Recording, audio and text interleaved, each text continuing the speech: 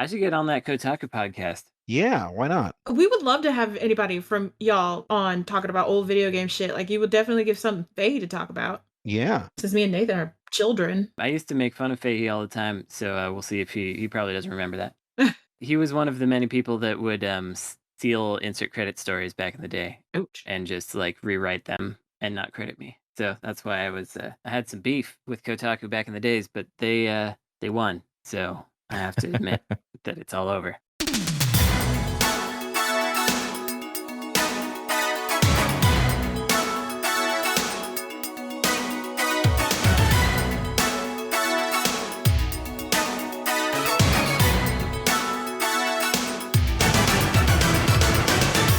Set adrift to the timeless pleasures of tubular bells. This is episode 193 of the Insert Credit Initiative, a public service to provide 1 hour of stimulating conversation on the topic of video games. Every week, we assemble a panel of video game experts, rigorously drilled to address a series of topics in no more than 6 minutes each, or suffer the prompting of a horrible buzzer. I'm Alex Jaffe, and the best video game birthday party I didn't get to go to was when Daniel Redlich in 7th grade got his parents to rent out a movie theater to play Halo.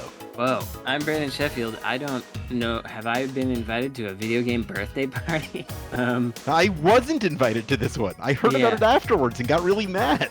Oh, jeez. Okay, let me see if I can think of the best video game birthday party I wasn't invited to. Wait, okay, the best video game birthday party I wasn't invited to was Sonic's 30th birthday party. So last week? It wasn't that. It was Sonic's, maybe it was his 28th birthday party. It was at E3. And you know that band that made you cry, Ash? Crush 40. Crush 40. The Sonic Adventure stuff? Yeah. Yeah, so they were there playing, and I wasn't invited, and I had to work extremely hard to get in there, but I did get to go. So that's why it was the best. And there was a guy who is the director of communication for Nintendo at the time. He was there singing along with all the lyrics, and the Sonic shoes had just come out, the special edition Sonic shoes, and he had bought both of them and was wearing one of each on different feet. That guy fucked. I didn't know you were allowed to sing along with Sonic if you work for Nintendo.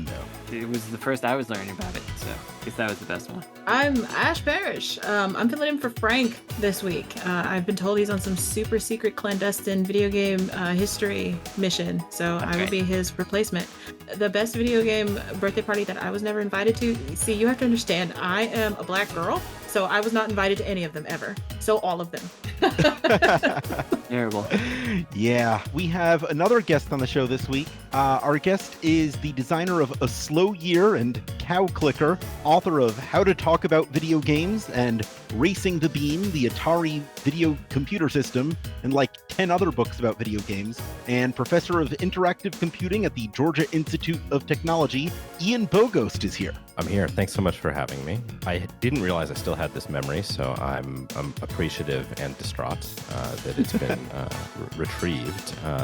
But out in you remember Chuck E. Cheese's? Of course. I'm sure. But there were a number of lower tier pizza and video game and animatronic show provisioners in the 80s. And in the West, there were a couple of them. There was one called Peter Piper Pizza, and there was a competitor to Peter Piper called Pistol Pete's Pizza. It was kind of a Wild West thing. PPP. Pistol Pete's was my local. We had Chuck E. Cheese too, but Pistol Pete's was for some reason better attended. It was less corporatized, if you will. Anyhow, I remember, I don't know who it was anymore, but I remember going to Pistol Pete's just with my family, and there was taking place at Pistol Pete's Pizza, which had an arcade and everything, a birthday party that I hadn't been invited to. Some of my classmates were having a birthday. I just happened to have been there. Yeah. Terrible. Yeah. Oh, that's horrible. I'm so sorry. And it's like you just sort of want to say, hey, can we just go, actually? But of course, you can't. Your parents are like, no, you wanted to come to Pistol Pete's. Here we are. We're doing it. So I had to sit through the kind of awkward, you don't really want to look at them. So anyway, thank you for retrieving the memory from its suppressed status inside my brain. I feel like your parents were doing that as like you weren't invited, but they knew about it. So they took you there so you could be near the party so you wouldn't feel too left out. Yeah, no, that's a great conspiracy theory about my parents. If they were more dialed in, I think that would have been possible. And I certainly am willing to believe that, though. Here's a joke for maybe 3 of our listeners. Now, that's what I call a Rockafire explosion. Oh yeah, there you go, rock pie. I also want to point out that I am currently drinking water from a Showbiz Pizza Palace mug. So that's another On theme. off-brand Chuck E. Cheese. Yeah. So I've never been to one. Oh, you haven't? Yeah. No. Showbiz was better, I think, than Chuck E. Cheese. I just found it somewhere, and now I have it in my house. Low rent Chuck E. Cheese from the Midwest. I don't know if all of you are from the East Coast or West Coast, but it was Celebration Station. That was our place. I've never even heard of Yeah, that I one. haven't heard of that one. That could be anything too. what was their animatronic band like? Just as terrifying. I don't know how, as a species, we all conceptualized to do that, but that was never a good idea. Yeah, it just kind of popped up in the collective subconscious one day. Ian, I went through the rules of the show with you before we began, but one thing I didn't tell you is that every episode of this show has a winner. I keep meticulous score through a Byzantine rubric, which measures how well each of you do throughout the episode. And at the end, I declare a winner for who did the best. And the reward for winning is that they get to choose a topic for next week's episode. Oh, okay. Last winner was Liz Ryerson, who won episode 191. Liz asks, what's your favorite ROM hack that features original content and not just a game translation? Oh, that's an interesting one. I wish I were better versed in ROM hacks. I've always wanted to be, but there is this one that's called like Evil Sonic or something. Hmm. It's basically Sonic, except Sonic has like blood coming out and all the water is blood instead of water, and it's just like creepy and weird. That one rules. I don't remember what it's called though. Someone's gonna get mad at me for not knowing what that's called. But yeah, that's one. I like watching people do ROM hacks, like for like speedruns and like challenge or whatever. I think maybe a couple GDQs ago there was like the Grand Poo World ROM yeah. hack that they did. Like Mhm. I like it when they do narrative and they like base it around a streamer. And Grand Pooh Bear, from what I understand, is like a pretty wholesome dude. So it was really like emotional and fun watching him like do a ROM hack that was made for him by like one of his friends. It was nice. Toby Fox got his start doing ROM hacks. He did a Halloween ROM hack of Mother 2, which is basically his first glimmer of internet fame and how he got to be part of Homestuck, and that became Undertale. And that's just kind of been his whole journey, starting from the ROM hack scene. Yeah, I guess that's right. Most of the ROM hacks that I've looked at are like just things that make stuff better. Like Yeah. 60 FPS improvements, like all those ones that have been happening on the Super Nintendo lately, where they're using the Yoshi's Island or whatever chip to make games like I don't know, hard driving or whatever work better Oh man, on yeah, Super Nintendo. yeah. Those are really cool, but they don't fit the question. So I guess I lose. Not quite. Yeah, you need to know what a ROM. When does a ROM hack become just a new game? Yeah. Like there was a very famous I'm an Atari guy, so all of my examples are Atari. Sure. That's not true, but the one of the most famous. I don't know if it's exactly a ROM hack, but Atari ROM hack. Old Pac-Man. Todd Fry made Pac-Man for the Atari. It was terrible. There's a whole story behind it, some of which we tell in the Racing the Beam book. It was terrible and mostly just didn't look like Pac-Man. And much later, this guy, I don't remember his name, made just a gorgeous implementation of Pac-Man for the Atari. And he's one of those things where everybody in the forums is like, why couldn't they just have done this, in 1982? And there's lots of reasons why that wasn't possible or feasible at the time. But that's not really a ROM hack exactly, even though it takes materials. Isn't the entirety of the Atari 2600 basically a ROM hack of Pong? Yeah, right. It's such a mess to make games for it. But one of the first things that new programmers for the Atari do, I've done this in my classes, is ROM hacks is easy, and because the source code is just the disassembly of the game, so you can usually find like a sprite or something and change that's what most people do. They'll change a graphic, so instead of Pac-Man, it's a little truck or whatever it is, whatever you choose to do. I'm sure I have tons of examples of them, but I don't remember. I don't remember most of them off the top of my head. But the question had like a codicil or something. It was like a ROM hack that, and then I don't remember the rest of it. Oh, a ROM hack that isn't just like game translation. I guess if we're talking not just game translation, then John Burton's director's cut of Sonic 3D Blast would count, because it's him or is it really? No, actually it's not a ROM hack because he had the source code. So never mind. But he improved his own game like 20 years later. Yeah, like I was trying to I suspect you were in that thread that I was on Twitter with Heather Alexandra, and I found him and I'm like, this is fascinating. I want to talk to him. So I'm like trying to muster the courage to add him directly on Twitter to see if he wants to talk to me about that. Oh, you should. It's he's a fascinating He's always going back and being like, look at this weird thing I did on the Saturn. Yeah, if he spent 20 years working on this thing, odds are he wants to talk about it. Yeah. There are two really famous NES ROM hacks by Cory Archangel, by the artist Cory Archangel, that I still think really hold up. And the better known one is called Super Mario Clouds, and Yeah. it's just it's Super Mario Brothers with everything removed except the sky and the clouds, and it just turns it into sort of a video installation. And it's so simple, and you can get it immediately, and you recognize it, but it's running on the hardware. When you see it at the installation, and that's really beautiful. And another one that the Cory Archangel did was a Hogan's Alley ROM hack called "I Shot Andy Warhol," and it's just it's one of those light gun games, except that Andy Warhol pops up sometimes.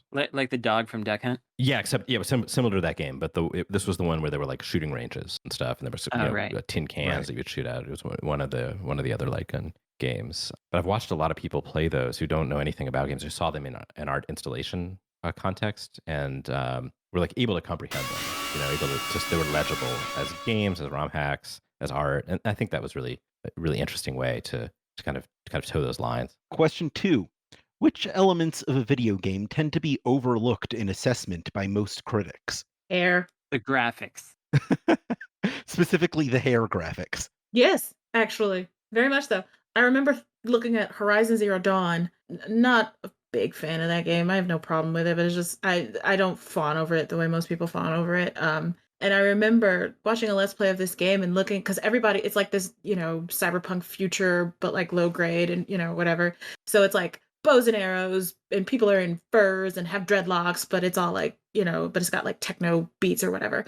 And so, of course, like the white girl hero has dreadlocks, and I'm looking at her hair and I'm like, there's something wrong about the way that this looks. Like, that's not how hair textures work. I used to have dreadlocks. And I'm looking at Aloy's hair, and I'm looking at other Black people who have dreadlocks in that game, and it's like they took straight hair and they just bundled it to, like, they wrapped it around like together and they just bundled it, but it's still straight hair. And I'm like, it like stuck out like some kind of, I don't know, uncanny valley of hair. And I'm like, I appreciate what they're doing here, but this is not how hair texture works, and it just bothered the hell out of me. So I can understand wanting to maybe do something a little different than just have like straight free flowing hair all over the place, like Mia in like Resident Evil 7, which was a little weird on the other end of the spectrum. But it's just like, no, that's not how that works. I'm having a bad time imagining the uncanny valley of hair. That happens a lot. I don't want to go there. No, I mean like a physical place. That's it's really not where I want to be. Right. Yeah. Yeah. No, thanks. Reaches up. That's a game right there. You've just designed the bad hair game. Yeah, I've got a future in weird art games. I make Horizon Zero Dawn, but it's just hair valleys. Yeah, that's perfect. It's the hair rising Zero Dawn. Yeah, that's right. But yeah, people do tend to overlook hair effects because is it like a technical thing across the board that we just haven't really cracked yet? I'm thinking that it's a bit of column A, column B. There will be times, I can't think of any examples off the top of my head. There will be times that a video game will try to model hair that's not just for like a white person with straight hair, but they didn't think about physics, or they didn't take the time to actually look at hair texture. So it happens like what happens in Horizon Zero Dawn. It's just straight hair arranged in this way that makes it look like it's, supposed to belong to a person of color. Or Lucio from Overwatch, for example. He's got those big dreadlocks that stick out the back of his head, but dreadlocks don't work that way. They just don't. They're too big. It just, there are, people that have dreadlocks that are super big, like the Rastafarians and things like that. But I look at his hair and I don't think dreadlocks. I think he has some like piece of like helmet on his head, like how Deadmau5 is, like that's part of his persona. Like all of his hair is like straight flat cornrow to the back of his head, and he plops on this like big, not a hair piece, but some kind of piece of helmet or whatever that's like part of his costume that makes it look like that he has this like weird, like it looks like his hair is made of foam, because it doesn't look like hair to me. Like Right. this doesn't read as hair to me. So that's what I think of. Like just the technology probably isn't there. It is getting better. I think what was the most recent game that I saw that I was like, oh no, this is actually really good. I can't think of it, but it was really good. I'm like, oh, okay, we're getting better. Miles Morales. Yeah. Yeah, that's true. We've only just gotten beyond like hair helmets, basically. Mhm. In the 360 era, it was all like The bald space marine. yeah, bald space marines and stuff. And if it was a woman, you'd have to like put a helmet on her because you didn't want to have anything flowing around or whatever. It's kind of interesting though, because like I don't know if this is apocryphal or not, but I remember back when Monsters Inc. was being made, which was like a long time ago, right? Like almost 20 years ago. And Yeesh. Oh God, the whole, yeah, I think that's right. I think it is. 2001 movie, yes. Yeah, Mm. yeah. The whole conceit, and it's obviously it's not real time rendered. But it is CG. But one of the conceits of that film was the fur. Like it started with Yeah. the kind of fur physics, and then like how do you build a very Pixar style? Like how do you build a movie around a technical concept like fur physics? And games haven't. It doesn't seem like they've worked that way, right? Where in some cases you do get a kind of tech demo, and then you get a set of experimentations around it, but not to that degree or that quality. But it was so long ago that we had really persuasive. Fur is not hair, obviously. So it's easier to fictionalize on monsters. And even today, 20 years ahead, we're still talking about like the promise of next gen graphics and finally we'll be able to do hair. I feel like id kind of did that with their mega textures. They were like, okay, we found this way to make really, really big, long textures. Now what game do we make around it? And then they made Rage. And that wasn't really the right way to go. Sure. Yeah. And you're dealing with genre problems in games that maybe don't exist in film. I think that something that's critically overlooked in games is, I think good writing is very... Yeah. It's very underappreciated, and it's very, there's not very much of it. And there's a low bar set for it. It's a really low bar.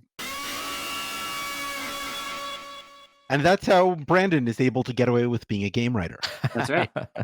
Kaboom. Question 3. What video games have changed the most in capitulation to age and content rating? Ooh, like hot coffee style. Yeah, that's a good question. I know that like for Indivisible, which I worked on, we wound up preemptively like making sure that there weren't skeletons so that it could be showed in China. I still don't know if it's true that you can't show skeletons in games in China. Like I've heard that that's a rumor. I've also heard that it's 100% true. How do they play Blanca in Street Fighter? Yeah, I don't know. We also did this was a personal challenge that I was already undertaking, but there's no swears in Indivisible. Yeah. There's a damn, I think, in there.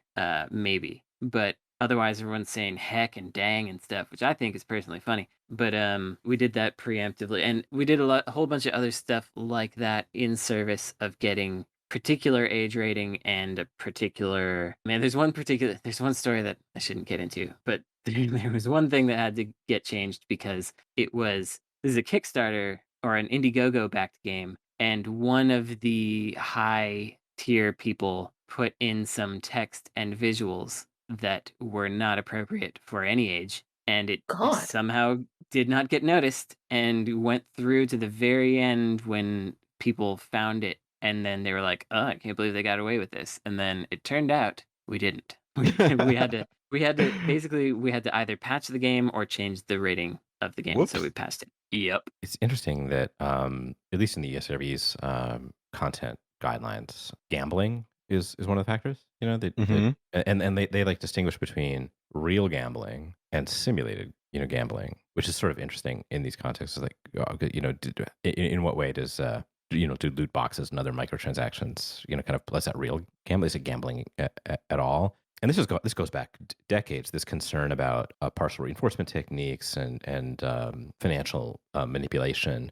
First it was coin drop in arcade games, and then later it was like Pokemon, cards and that kind of thing. But all of that stuff is still present, and so that the content focus of ratings hasn't really touched the question of we can call it gambling, call it microtransactions, you can call it whatever you want. We will be touching on that later in the episode, actually. It's kind of the opposite answer to the question, which is that this is one of the ways that all manner of content has right, and sort of snuck around it. I remember another one actually, which is, and I can't remember whether this was changed for like a remaster to meet requirements or if it was for Asia or something, but that American McGee's Alice game, American McGee is now some weird alt-right troll, but he made that Alice game, and it has playing cards in it because it's Alice in Wonderland, and he had to change them all to not have the card faces on them because it was being perceived as a gambling reference or advocating for gambling. Like, you can use playing cards for stuff other than gambling, but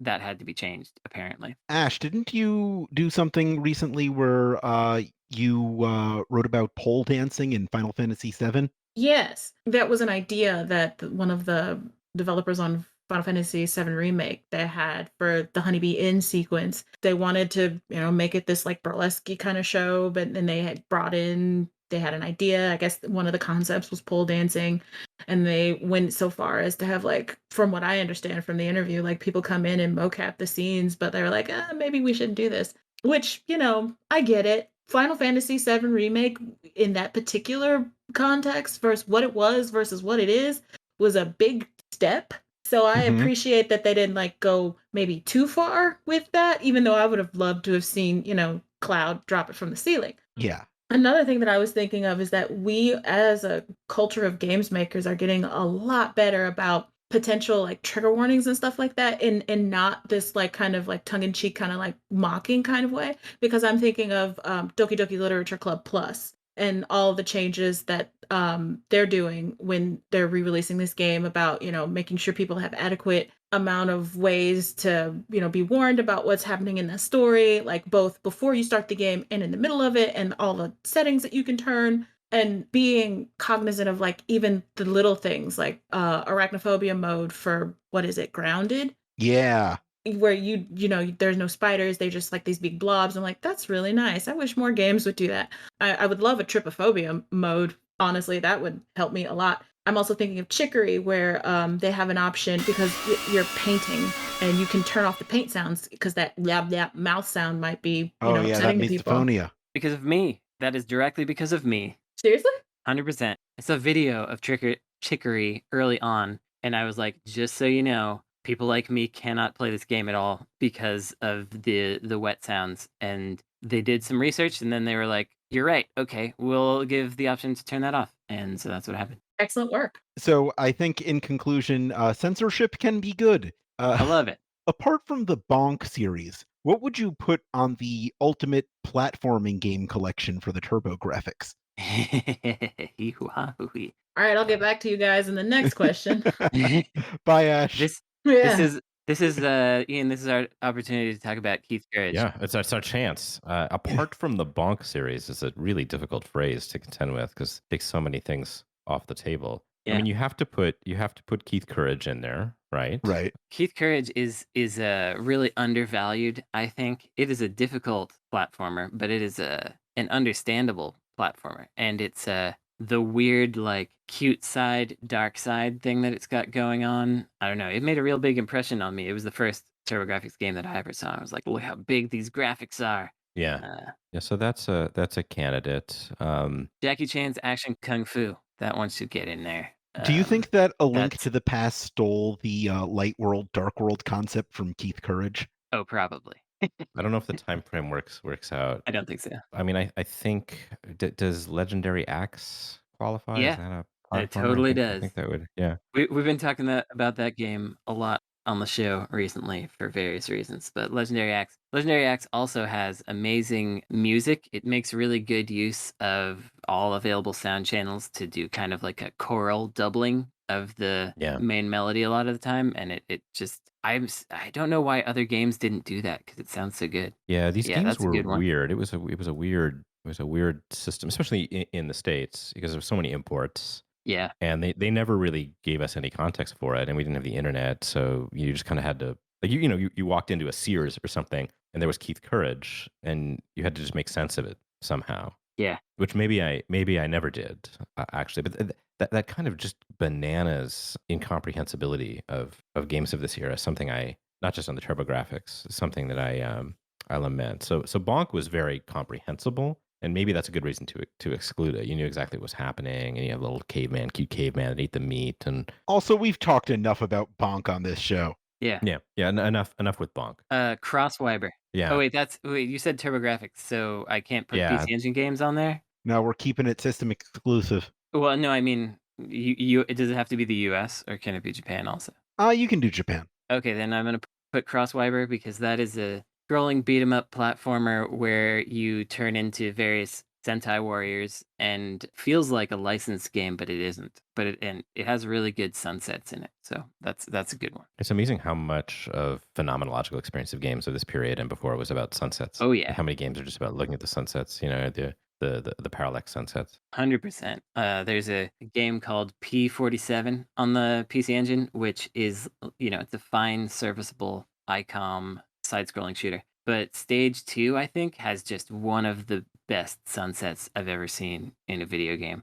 Does Ninja Spirit count as a platformer? Side-scrolling ninja action game. If Ninja Gaiden counts, then Ninja Spirit counts. But I don't know if Ninja Gaiden counts. This is out of scope because it's not at least to my knowledge, not a Turbografx game. But anytime I think about Keith Courage, I also think about Rygar. The Tecmo game is earlier than 16-bit, and they had that same like I don't know what's happening, and it was very unforgiving, but also basically senseless, and yet it was also totally fine. Yeah, Rygar is not on the PC Engine, but it is sort of in the lineage for whatever reason of Legendary Axe. It feels like it. Yeah, that's right. Because the director of Rygar went on to make the Astyanax arcade game, which then the mechanics from that came over into Legendary Axe with the same guy. So it's okay. So in summary, what's on the collection? Oh, Keith Courage, Crosswiper, Jackie Chan's Action Kung Fu.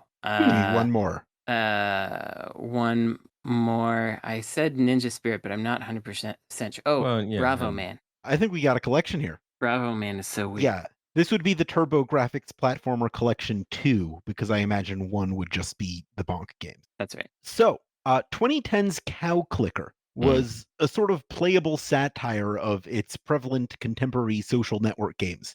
It's been a long time since that scene even existed.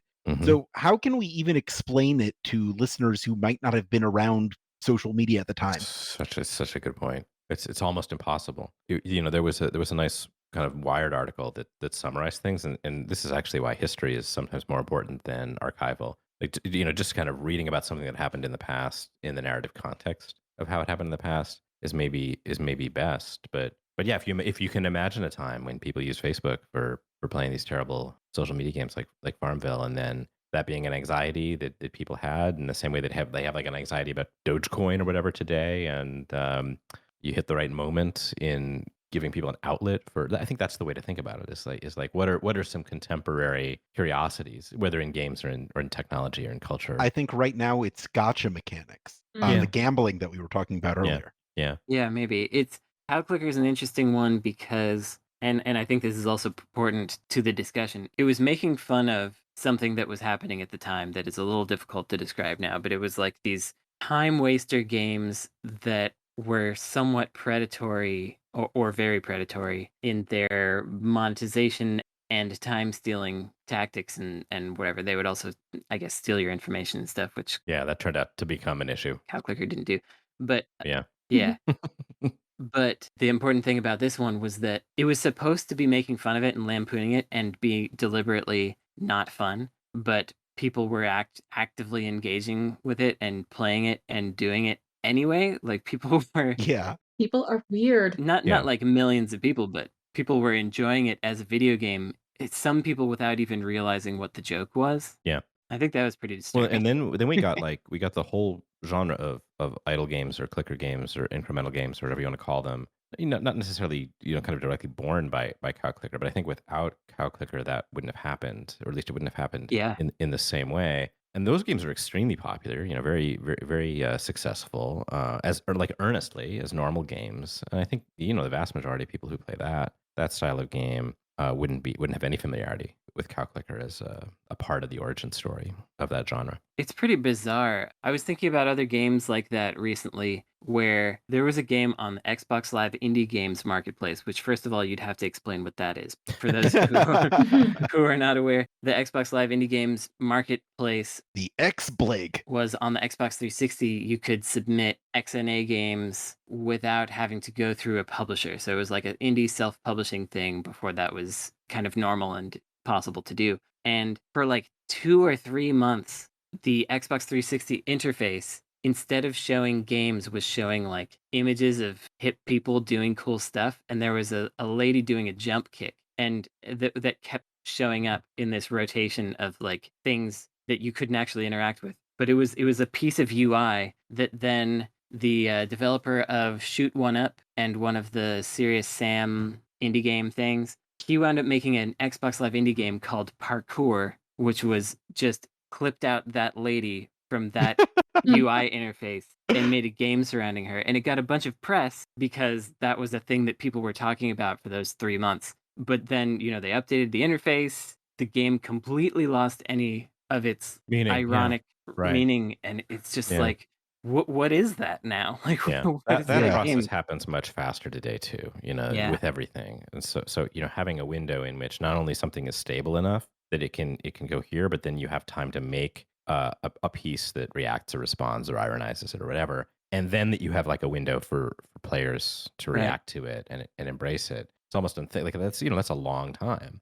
and things happen so quickly now, or they change. Maybe that's another thing to bring up here is that Facebook literally changes every week, and if you go back however many weeks it is to get to 2010, it was still Facebook. It was fundamentally the same kind of service, but the way that it operated, the kind of people who used it, the alternatives that were available, it was totally different. And everybody was on Facebook at that time. I'll say during the first wave of the Insert Credit podcast, most of our social media engagement was on Facebook. And now I don't think any of us have a Facebook.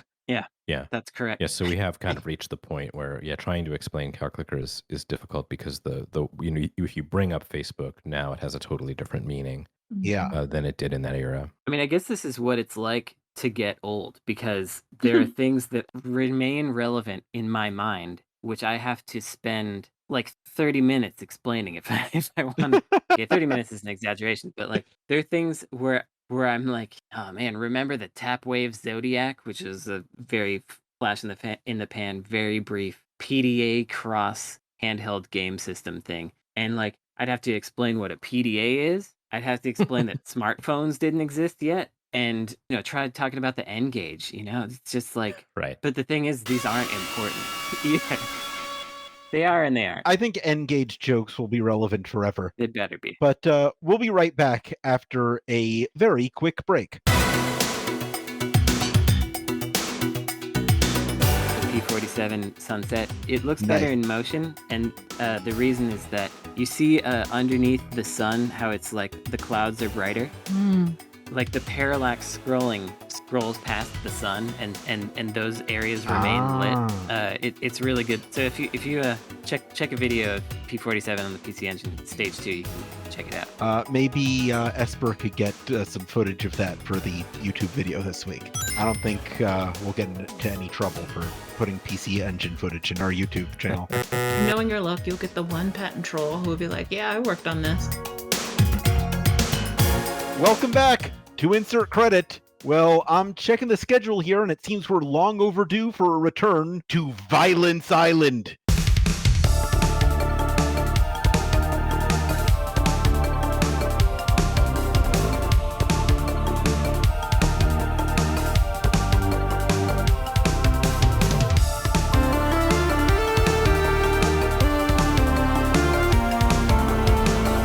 Good. I was worried it was the improv zone. No, slightly better than the improv zone. In this segment, we set up an 8-character tournament bracket, deciding who would win in a fight between each competitor until we're left with one winner. This week, each of the preliminary matches has been selected from submissions by our listeners on forums.insertcredit.com, where the party's always going on. Our first battle is between a single serve bot versus a single lemming. Okay. Servbot is in Mega Man Legends? Correct. Games, right? Okay. The little Lego-looking dude. Yeah, they look like Legos. They look just like Legos. Well, lemmings... What's squishier? Lemmings are lemmings. Yeah, it's a single lemming. The lemming is they're just going to do it. A lemming, there's no arguing. That's true. With the lemming. But the Servbot is a robot. I feel like that's stronger than a lemming, kind of no matter what. Unless this lemming is like Monty Python's level of like aggro. We assume they're the same size? How big is a lemming compared to a Servbot? I assume a Servbot is bigger, but... Servbots were tiny in those games, though. Yeah, I would say they're about the same size. Okay. Well, I'm still going for Servbot because it's a robot. That's where I'm going on this. I'll go for the lemming in that the lemming like chews the Servbot's wires and causes them to shut down. Okay. Seems like you're the deciding vote here. Yeah, I'm definitely with lemmings. Wow. Yeah. The Lemmings it is. A surprising win for the Lemmings. Okay. Our next match is DeBlob versus an Inkling from the Splatoon games. Inklings. Well, DeBlob doesn't have a gun, so probably it's Inklings. But does DeBlob absorb all the ink that the Inklings shoot and get bigger, is my question. What are the mechanics of DeBlob? The mechanics of DeBlob, I only vaguely remember. That was a popular Wii game. I know this much. And it was similar. It had this sort of it did get bigger, right? It got bigger. Yeah, I have a very negative feeling about Splatoon generally, and so I feel like I'm a bit biased by my distaste for Splatoon. But that's where I'm at. 100% against Splatoon. You're against Splatoon. I'm against Splatoon in any context, so I'm gonna have to go with the Blob. I feel like it would take an entire Splatoon of Inklings to take down a DeBlob. I would agree. Yeah. I'm going for DeBlob again because it absorbs stuff and gets bigger. I think it absorbs, but it paints ink and it absorbs lack of. I forget what it does. Anyway, I think it's DeBlob. I think DeBlob wins because it can get bigger. Yeah. Okay. Our next match is Francis York Morgan from the Deadly Premonition series Nice. versus Raz from Psychonauts. Ooh, good one. Wow. Francis York Morgan cannot go inside of anybody's brain and stuff. That's what happens in Psychonauts, right? I never played it. Yeah, that's Yeah. So on the one hand, isn't the guy from Deadly Premonition, isn't he like a cop? He is a Or cop. like some kind of detective? He's like an FBI agent. Yeah. Yeah. So on the one hand, I'll, defer to the guy with the gun. But on the other hand, I do feel like Raz would like get into his mind and like exploit his psyche, which if Deadly Premonition, like some shit happens. So like there's probably a lot of exploitable things that he could use to potentially disable his opponent. So I think the ultimate question here is, can Raz handle whatever's going on inside Francis's head? also a very good question. Francis York Morgan has a gun, but he also has E-I-E-I-O. who lives. Yeah, that's right. Who lives inside of his head, who presumably also has a gun. And so when Raz goes inside of Francis York Morgan's head He's and just meets gonna get Zach, shot by the he's gun. gonna get shot by his subconscious. So You're right, that's exactly how it goes down. I think Francis York Morgan wins. I'm taking this. That's canon. Our last preliminary match is Gex versus Bubsy. Oh hell. Oh God. You know what? I feel like that you could kickstart that right now. Yeah, that would work. Yeah, that would get funded in 2 days, and everyone would hate the game when it came out. Oh, absolutely. But everyone would also love it. Like this would be the thing that you would love to hate. We wouldn't be able to use Twitter for a month. No, Yeah. I think it would be bad in like a really boring, disappointing way. It'd probably use new memes and everything. Yeah. Oh. I think Gex can crawl on all surfaces and Bubsy dies in one hit. So it's got to be Gex. What's Gex's one-liner when he kills Bubsy? It's obviously what could possibly go wrong. Which is just Looks like curiosity killed the cat. I guess this is what could possibly go wrong. Yeah, there it is. There we go. What were you gonna say Ian, about this? You had a No, counter. just like the Gex. No, somehow? I'm on Team Gex here because. Yeah, Gex was sort of that early '90s underdog. Back when Mario and Sonic were predominant. Yeah. I mean, this is hard to remember so long ago, and also it was a 3DO game, right? Gex Originally? was, yeah. Yeah, and so you kind of have to give the 3DO a little bit of you gotta root for it. to underdog get- love. Yeah, right? sure. It's That's what 3D. we're all about here. Semifinals, one Lemming versus DeBlob. It's probably DeBlob again. It's probably the Blob. Probably I mean, it's the Blob. disappointing, Yeah. but it's the Blob. Francis York Morgan versus Gex. Yeah, Gex. Why? I don't want to piss off the Gex Hive. That's it. The Gex Hive. This is the first I'm hearing of them. Are you not familiar with the Gex Hive? Please inform me. I think anytime Kotaku writes anything about any kind of platformer from the 90s, we get somebody who's like, this isn't Gex. Yeah. Like, that is just like clockwork. Wow. Yeah. Yeah, that's persuasive. I appreciate the defensive choice in this regard. Francis York Morgan, again, does have a gun, but It's really it's a completely scripted gun.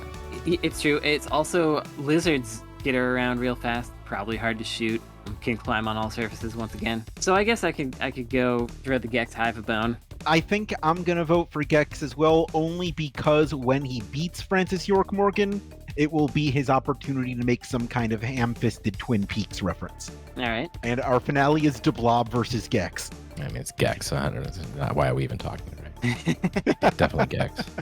You think Gex could take the Blob? I don't know who can take the Blob. I definitely do. I can't believe the Blob got this far in this context. The technical match is up. He had a light bracket. That's right. It was a light bracket situation. Yeah, I think one of the difficult things with the Blob is none of us can really remember that much.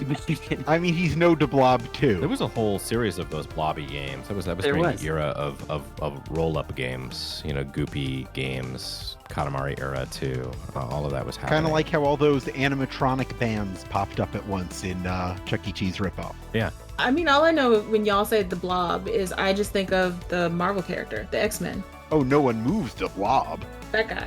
He was actually really wholesome, I think. I'm trying to remember if whenever he appeared, did they just make gross fat jokes about him, or did they actually make him a decent character? And I feel like it was the latter. I'm DC, I don't know. Yeah, I guess Gex is our winner. Congratulations, Gex Hive. You're finally taking home a win. It's Don't coming home. expect another one. I looked up Gex Hive and then clicked image search, and the third image has Gex and Bubsy in a romantic relationship. I mean, please paste that in the chat. That's the rule of the internet, in addition to Rule 32. If it exists, it's been shipped with Bubsy. I'm also seeing some Conquer v Gex fan art. Sure. It's also available. Conquer's just unacceptable.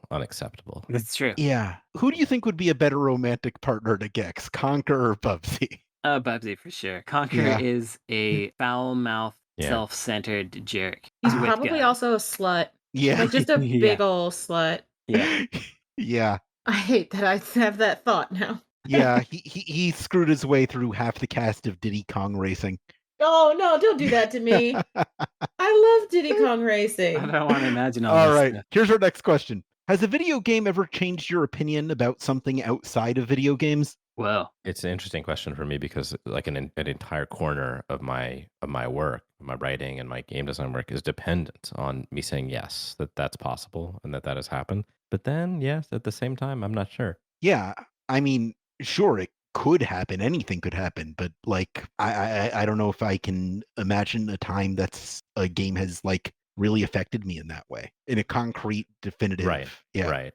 Part of it is because we think of games as having this feature being like other media that do that all the time, films or books or what have you, wherever which tend to be more narrative and tend to have more aboutness to them. And I was a time in my career when I very much thought that was the promise of games, but with systems. And then more recently, partly because that didn't happen. Games are not an influential political or social medium. They're just not. So you have to face that reality, and instead they're all about repetition and this sort of absurdity and the respect of an engagement with a broken machine that doesn't operate properly and that nevertheless you spend a whole hell of a lot of time with. So in some ways the question is just it's really well phrased, but it's also the wrong question because maybe that's not the thing. That's not the way that games produce the kind of changed attitude. It's rather about deep attention with extremely repetitive, ultimately stupid subtasks, and that's the thing that kind of translates outside the game. Although, as a counterpoint to that, my partner played Pokemon as a child, and she was playing this game, and it was full of things like you can do what you set out to do, and if you try hard, it'll work out, and that's what all that narrative is about. And that was the first time she had heard that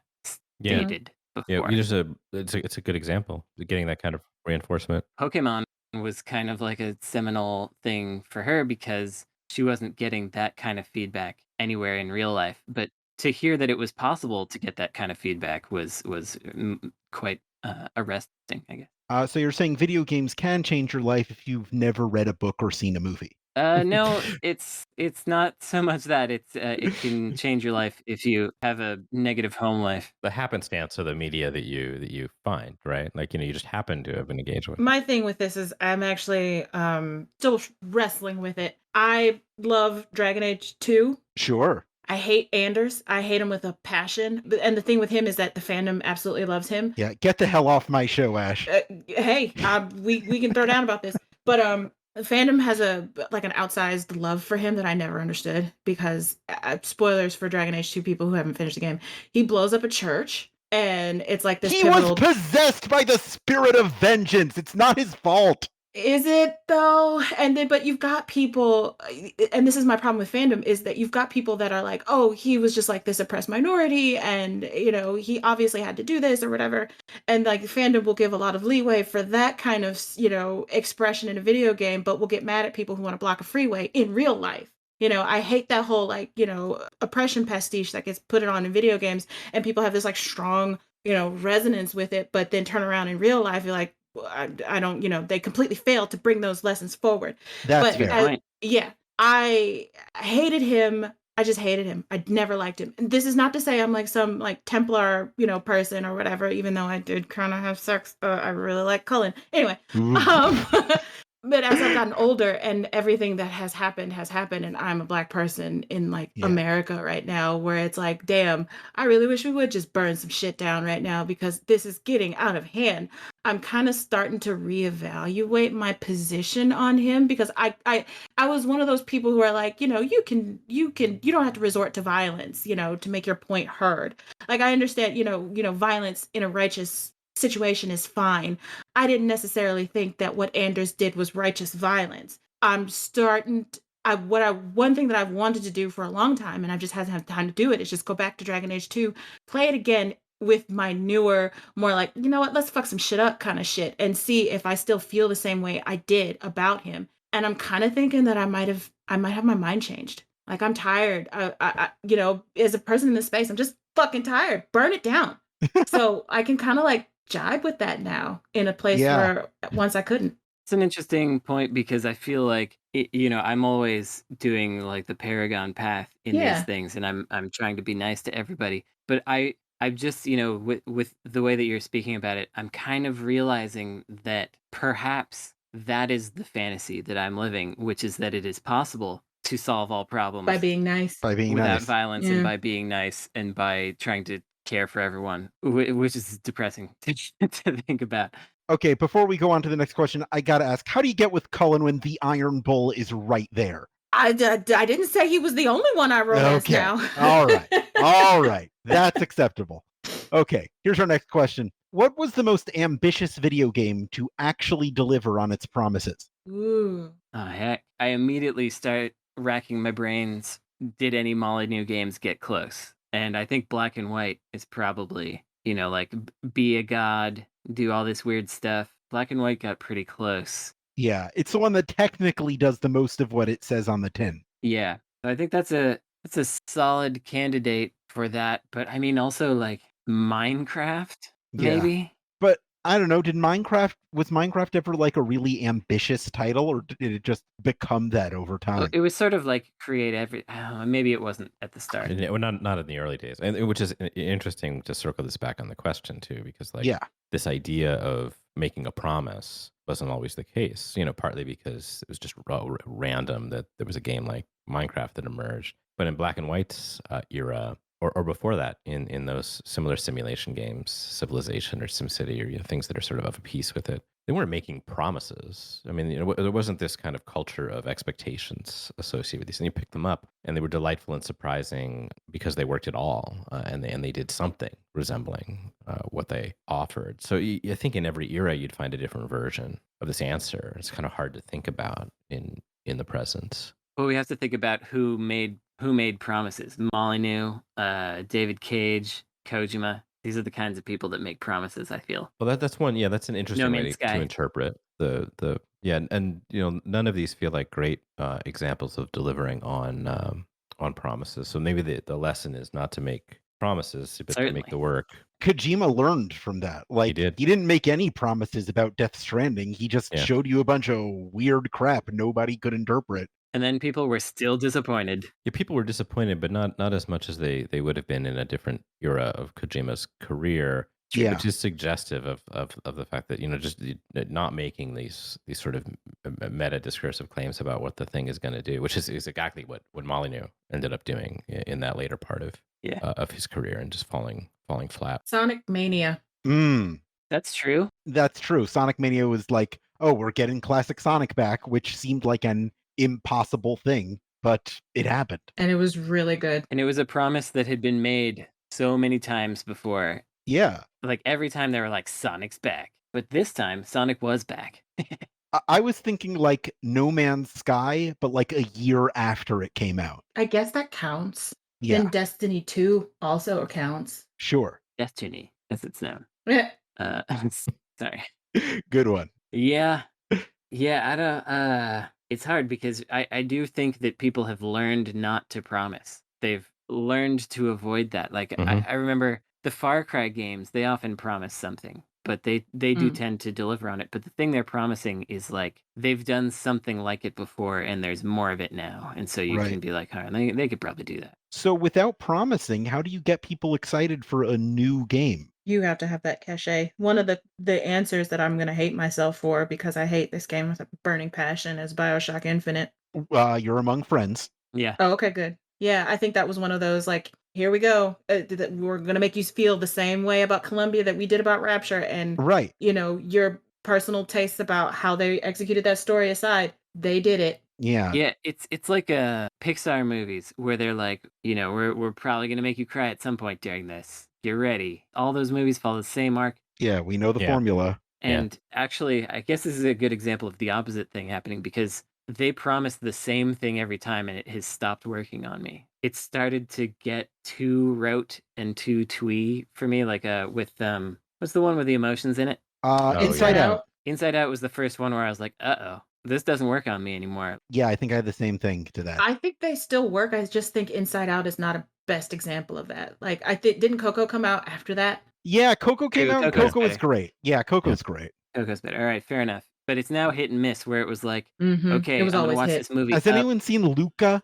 How's Luca? Do they live on the second floor? It's okay. It's okay. All right. And I think that's part of the answer too. Is like sometimes it's just fine. You're just looking for genre fiction, and it's Yeah. fine. Yeah. Mm. So this is the point of the show where I ask about the blank of video games, which started in the grand tradition of trying to figure out what the Citizen Kane of video games is. This week, I'm asking, who is the Slavoj Zizek of video games? Okay, first explain who that is.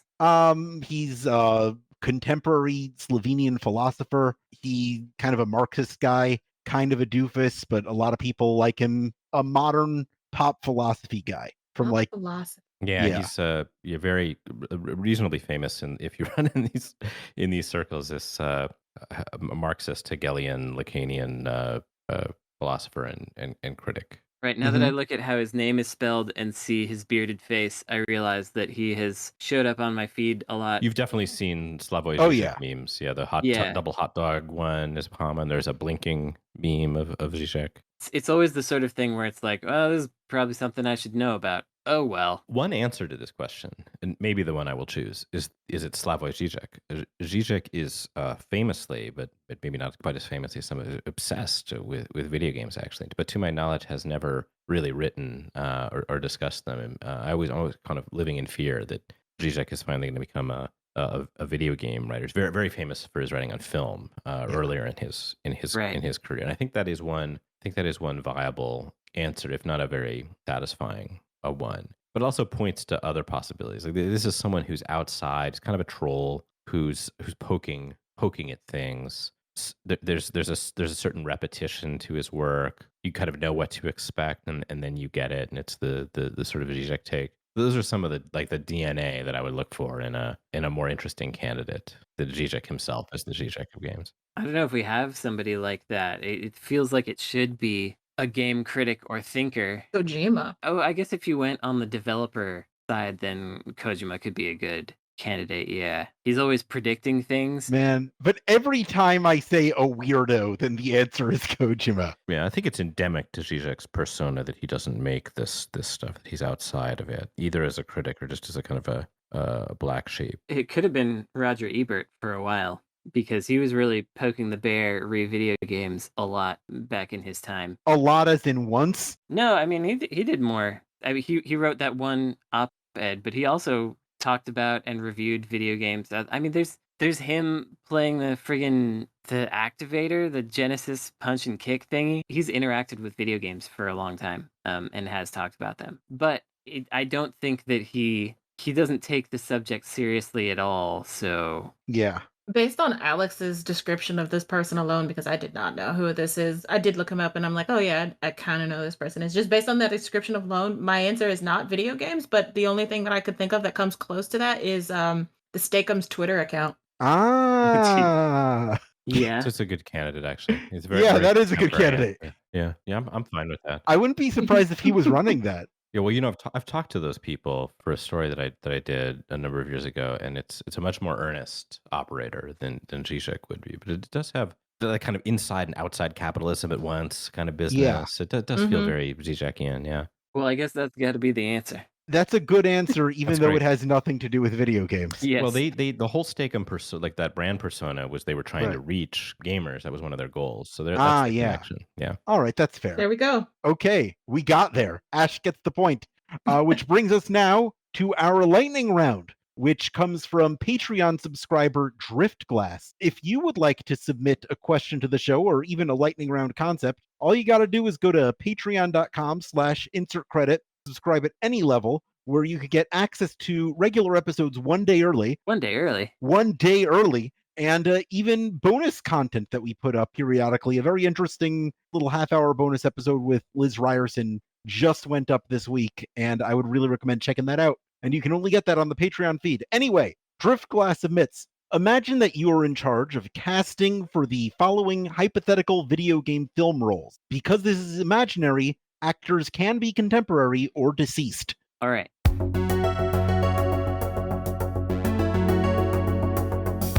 First, for Maniac Mansion, we are casting Bernard Bernoulli. Is that the main character of it? It's one of them. Okay. I don't know Maniac Mansion well enough. We need Frank for this. Yeah, sorry, Frank. He's the nerd. The glasses. Yeah, exactly. Yeah. Okay, Rick Moranis, right? It's not a bad idea. He doesn't really work anymore. No, how about Steve Buscemi? It said that it could be persons from any era, right, Jeffy? Oh, it said contemporary or deceased. All right. Oh. He's neither contemporary nor deceased, but I'll allow it. Let's expand this to say we can say that it can be like whatever era of person. So like Ghostbusters era Rick Moranis. Yeah, that would be fine. There was a Maniac Mansion TV show, and I think it only aired in Canada. So if there was a Bernard Bernoulli, maybe they were in that, or maybe it was a totally different cast. I've never seen an episode. I just know it exists. You know, I just looked at a picture of him, and it looks like Tom Hanks's kid. What's that guy's name? Hanks, whatever they call him. Hank. Chet? Not Chet. Oh yeah, the other one, the nice one, the unproblematic one. Yeah. All right. The Twisted Metal movie. Who do you cast as Sweet Tooth? Ooh. Good one. Who's the lead singer of Kiss? That guy. Gene Simmons. If he could act, I'd do that. I don't think he can act. Yeah. No, this feels like a Nick Cage role. Oh, okay. Yeah, you're right. Yeah. I was going to say Jared Leto. Yeah, no. Also would work. All right. I think Jared Leto's off the list at this point. Yeah. So. Bonk from Bonk's Adventure. Oh, God damn it. Vin Diesel. It's Bonk. Yeah. Vin Diesel for sure. Mm-hmm. Vin Diesel. I want to see that Photoshop. I'm ready. Listeners, get on it. John Madden from the Madden series. Good. Roger Ebert. No. Okay. There is a certain Who's that? resemblance. Oh, God. I got it. I know who we're casting. John Candy as John. Yeah, that's what I was gonna very say. good. That's exactly what I was gonna say Perfect. because I couldn't remember his name. The King of All Cosmos from Katamari Damacy. Oh, very good. Idris Elba. I think he can be funny. Ha. I'm into it. That'd be a good casting choice. That's good. I would have gone John Waters. No. No? I think you want someone playing against type for this. Yeah. Personally. That's fair. Yorda from Eco. Yona from Eco. Is that the girl or the boy? It's a girl. And so it's got to be someone who can't really think and is kind of floating around. So any Instagram influencer that's trying to break into movies right now. Well, I was going to say, since this is a Japanese game, we should get an Asian actress, so Scarlett Johansson. Yeah, That's the right joke. That's the the right joke. wow. That's the one. Tom Nook from Animal Crossing. That dog that plays the dog in The Thing. Deceased now, but very good dog. I want somebody who's very wholesome, but at the same time, you'd live in fear that they would come and break your ankles. And I'm trying to figure out who would do that. Like, who exudes that persona? The Rock? Dwayne The Rock Johnson? The Rock. Yeah. Oh, that's Yeah. Yes. The Rock is Tom Nook. I would also be fine with like Al Pacino as Tom Nook. I can see that, yeah. But is he wholesome? Can he be wholesome? No. I think No, that would be the That's the decision joke? made by that casting joke. Yeah. Yeah. What about Joe Pesci? Yeah, that's a good candidate. Joe Pesci's a little too annoying. And wait, no, but Tom Nook's kind of annoying. Okay, I think Joe Pesci's good. Waluigi for the Mario Tennis movie. Chris Farley. I don't know. This has got to be a guy who like exudes, like drips sexual energy, but is also very funny. Chris Evans? Who's Captain America? Is that Chris Evans? Yeah, no, he's too. But he's also has to be like off the beat. No, I got it. Adam Driver. Adam Driver's a good pull. That's probably right. Yeah. I was gonna say Kit Harington, but no, he's not. He does not exude. He cannot be funny and does not exude sexual energy. Adam Driver does though. Have you seen 7 Days in Hell? I haven't. I did see Pompeii though. 7 Days in Hell is the HBO short that Kit Harington did with Andy Samberg, where they play a 7-day tennis match. It's very good. Tatum Channing is who I was thinking of. Yeah. As well. Channing Tatum. Channing Tatum, whatever. Yeah. Unless he just transferred to a Japanese high school. I mean, this is a Japanese video game, so fair enough. That's what I was going for. Battle Golfer Yui. Oh God. Battle Golfer Yui. Okay. Who is the younger Japanese lady in Kill Bill who was in a bunch of other stuff? Gogo Yubari. That's the name of the character, but not the actress. But I know who you're talking about. Chiaki Koriyama. Yeah, there we go. Oh, maybe her or the girl from Pacific Rim. Ooh. I don't remember who that was. Yeah, I don't remember her name. She was the only girl in Pacific Rim. Yeah, I guess they had one in there.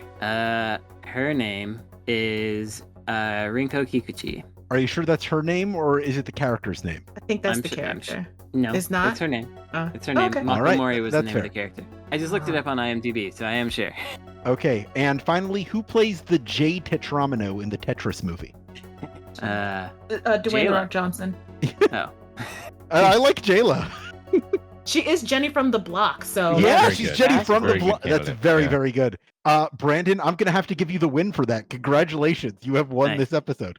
This is the point of the show where we recommend things that our listeners can engage in between this episode and the next episode to entertain themselves and enrich themselves, and also plug whatever things we happen to be working on if we are so inclined to do that. So just go ahead and do that. Have fun. I have two things. One is there's a forum member who has a video game music DJ set series. Their channel is Dedeco, Dedeco, and it is legitimately enjoyable to listen to, which is very surprising to me. It's all like really good mixes of kind of Y2K-ish stuff with things from other eras, but it all kind of loops around into this sort of late 90s club music feel, but it can be slow, it can be up tempo. It's really legitimately enjoyable, which was a big surprise to me, because usually when people show me stuff like that, I'm like, well, I hate this, but I'm going to be nice about it. But I liked this one. The other thing I'm going to recommend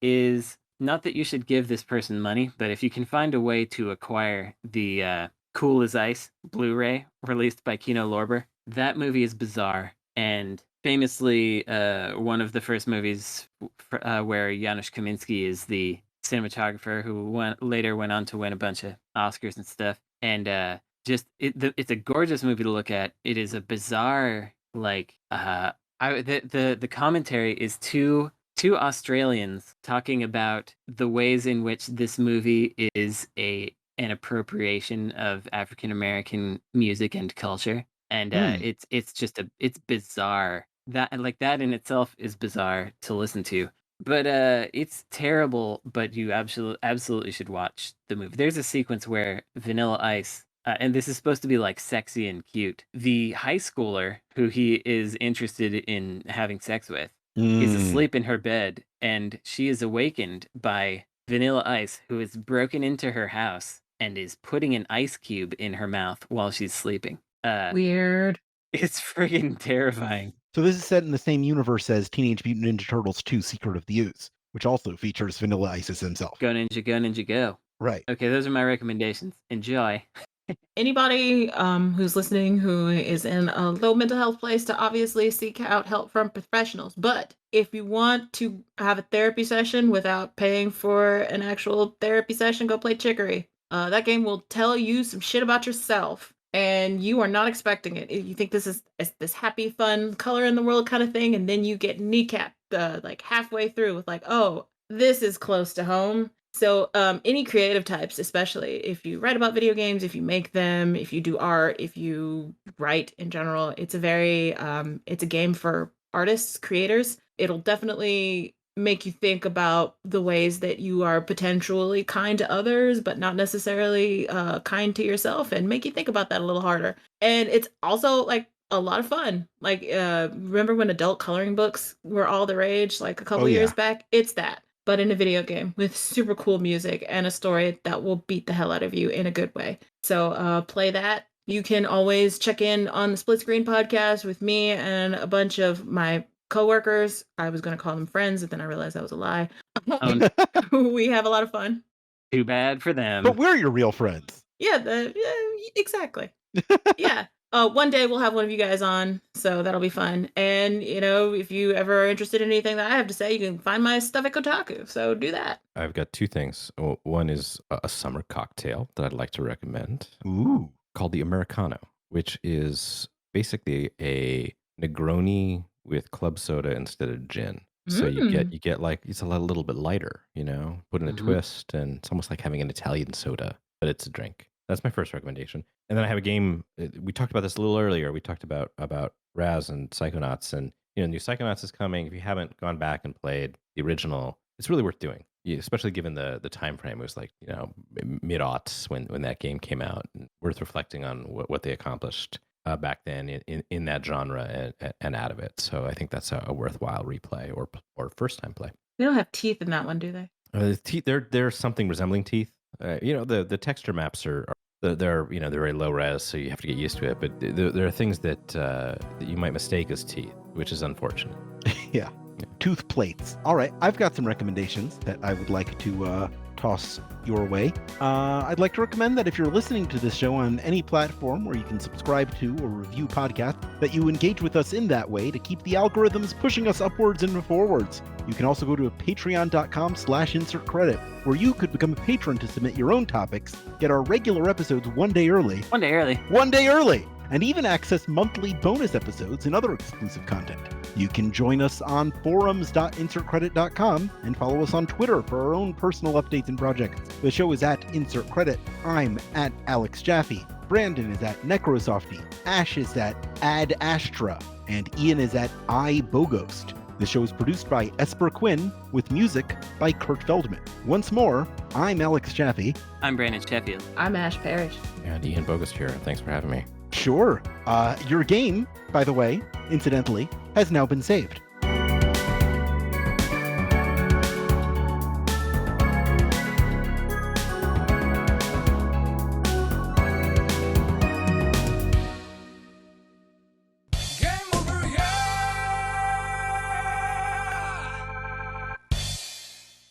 What a joy, what a treat.